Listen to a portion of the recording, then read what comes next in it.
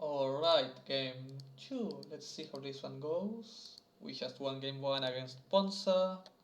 This is a mulligan, too slow for beyond the draw, and this is a really key for the play. If our opponent is playing an unfair deck, Mouse is amazing. If our opponent is playing a fair deck, we want the crystal. If our opponent is playing some sort of taxes, we are fucked with this hand. Yeah, making him draw with this just feels terrible. But the Mouse might be just backbreaking, so we're counting on that one right now. So let's pray we top deck like a red source and we can just mouse him out of the game, because I think it's our only out on a mulligan choose 5 against this kind of decks. Oh, it's humans, with just a weird start. Alright, we just need a red source and we win, come on. Not a red source, but kinda fine, as I'm sure it will buy us time.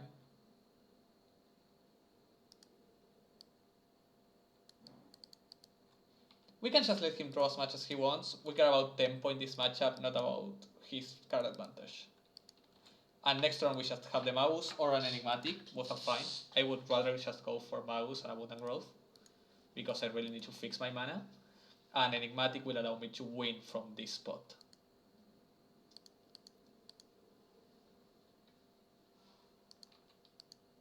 Yeah, this is exactly what we wanted from this position.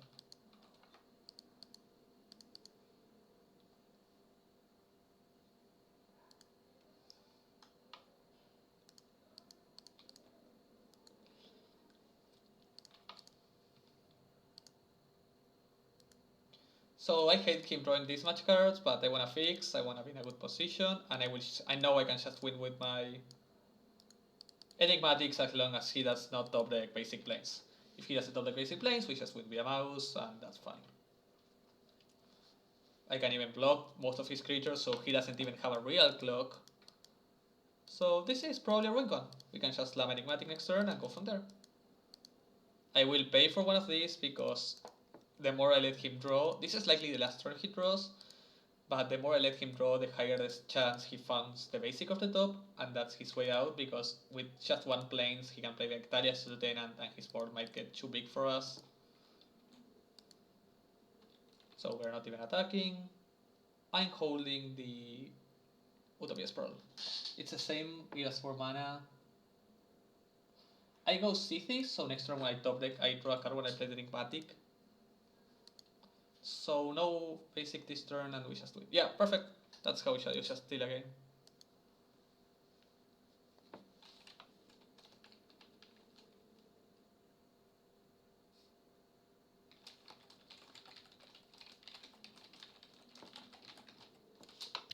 Alright, that was at game 1, we just stole it. That's sort of the Mouse effect.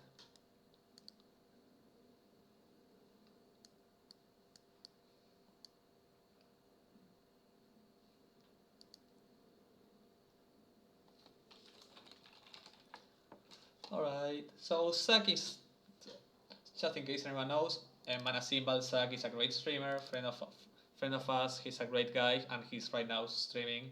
Right now is Tuesday night in Argentina. So yeah, he's a great guy. If you ever, you should see him from time to time. He doesn't stream that often, but he's a fun guy. Plays a lot of decks. So what do we dream in here? I have been doing cuts without speaking.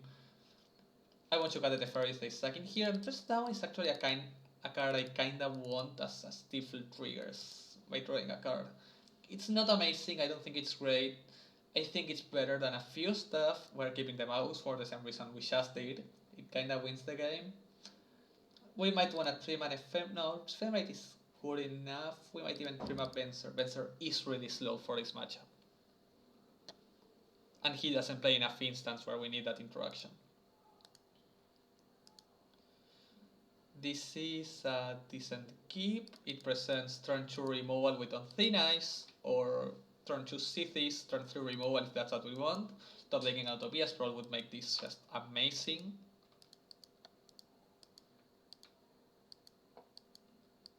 Or Birds of Paradise. We got Utopia because we're lucky bastards, and that allows us to go for a great curve of if he plays anything.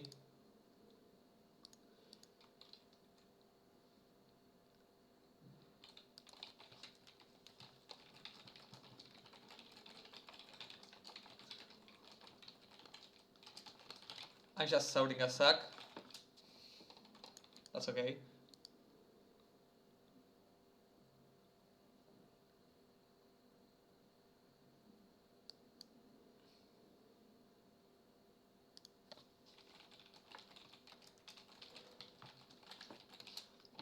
I don't think his name on Thin Ice on the line. Alright, now this is an amazing card.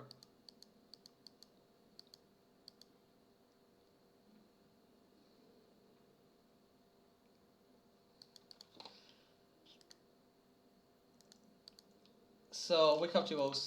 I really hate this being here, and I'm considering whether I should remove it or not.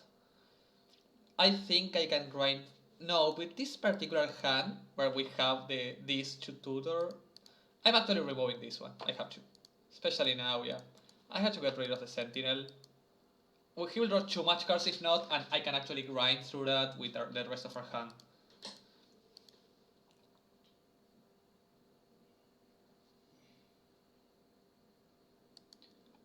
That's fine.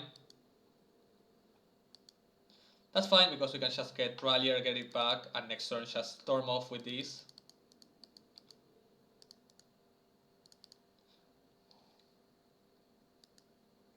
Talia is really annoying,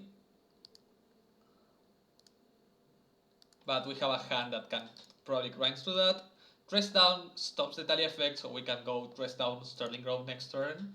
And we can either tutor for it on Thin Ice if we want to remove anything of that, or we can just, you know, Talia's Lieutenant will be kinda annoying. Yeah. Especially if he has like a Glasspool Mimic or such. Mantis Rider is fine. It's a clock, but it's a clock we can beat. So yeah, that was a bad attack by him if he did that. Alright, we actually stand a chance right now. There's a small chance of us winning from this position. Not a big chance, but a chance if we top deck removal spells. We are just flooding to Holland back, sadly.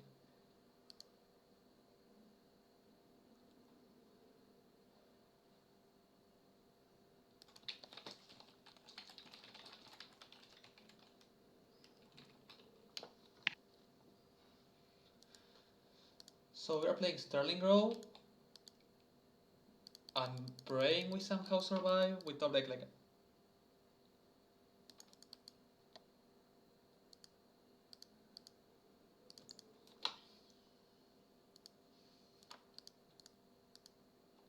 so we get a bit more mana, we dig a little deeper. I think we're more than likely dead on his next attack. I mean, we are forced to champ block, which is almost as good as being dead. But let's see how this goes. He had a great start, followed by that dismember, and us flooding a bit. We had a lot of removal spells. We could have just drawn and win. Yeah, and we are not beating that one. Yeah, we're not beating turn 1 Vial into us flooding. But that's fine, we're on the play right now. And we're on the play, it's much better for us. We can just tempo him out. Now I kinda want this instead of maybe the Scavenging Goose, which is a bit clunky.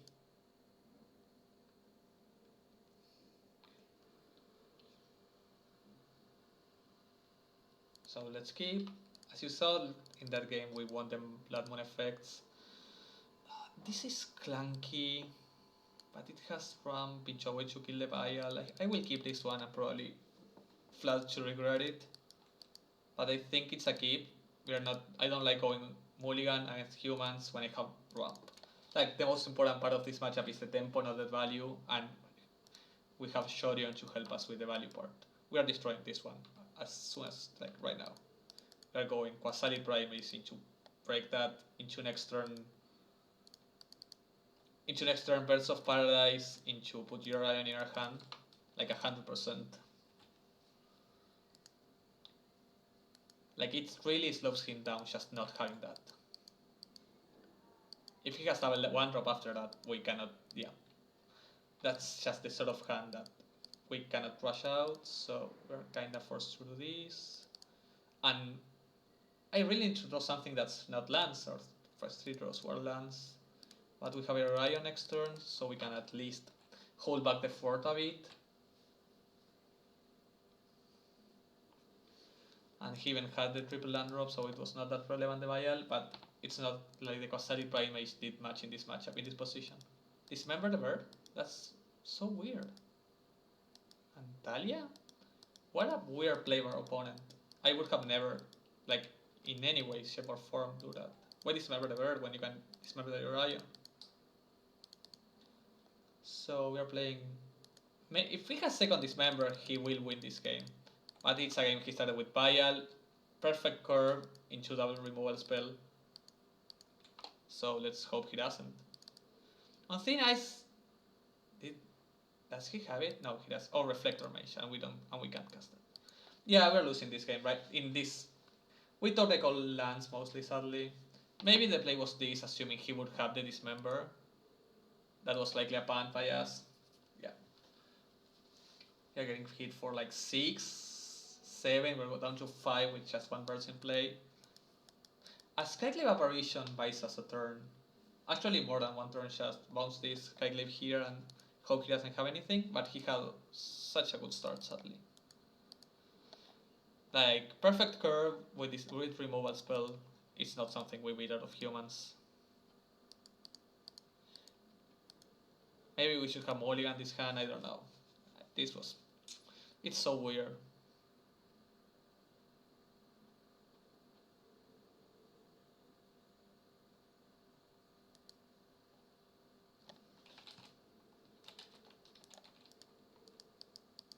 Yeah, we're down to 5. Let's see if I draw something decent. And if I don't, yeah, we just flooded too much. We didn't draw a single spell on the whole game.